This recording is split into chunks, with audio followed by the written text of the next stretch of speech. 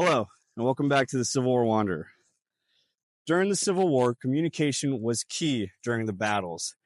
It could change the course of the battle, tell men when to attack, let the generals know when to retreat. So today we're going to go over the importance and how the Signal Corps functioned during the Civil War.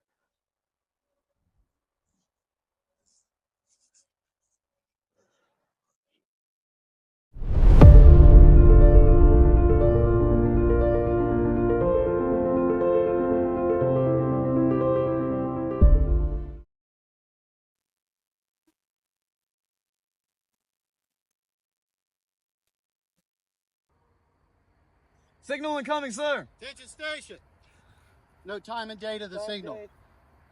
Signal back that we're ready to receive.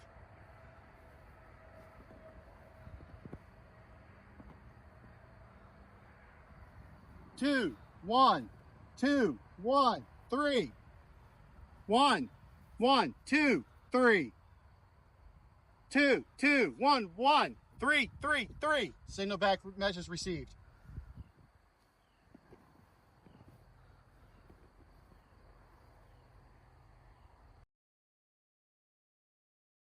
Hello, my name is Michael Wolf. I am reenacting the chief of a Signal Corps station during the Civil War.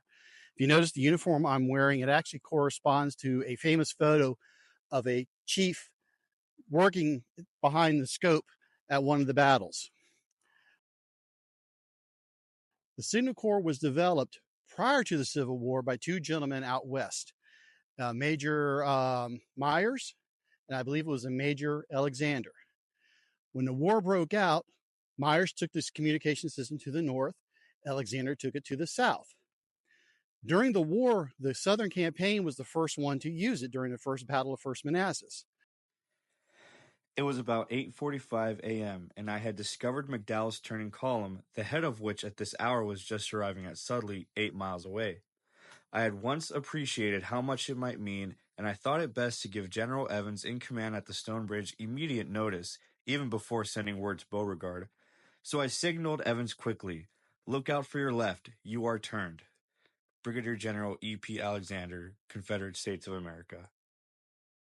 He noticed through the woods gleaming bayonets, and he signaled to his Confederate regiment, "You're about to be flanked," so that he was able to turn and meet the attack head on versus to the side, which helped defend and win the victory for the Confederacy. The communication is done with flags. The flags' positions correspond to numbers. This is known as the first binary code ever used. If you notice over here too, we got 3 flags. The flag color of itself has nothing to do with the communications. The movement is the communications, but the flag's different colors for contrast. Many times during the war, these flags were up on 12 to 15 foot high stations.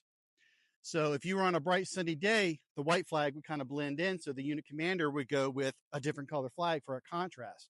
Or if you're here like with us today where we have a heavily wooded background, you would want to use the white because that would stand out against the background. Over here, we would have the scope. The commander of the station was responsible for all optics in the code. So he would set this up, pick his station, and then work the scope and the binoculars. This just happens to be from the period time scope.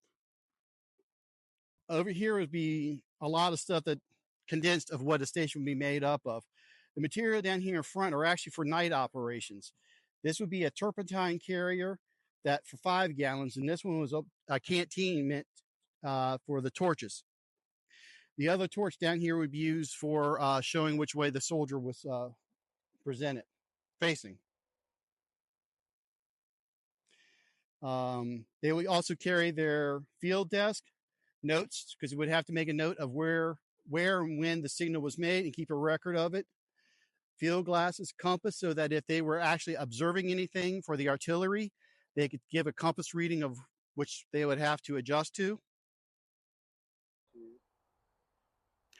Throughout the war, the Signal Corps showed just how valuable it was for communications and observing.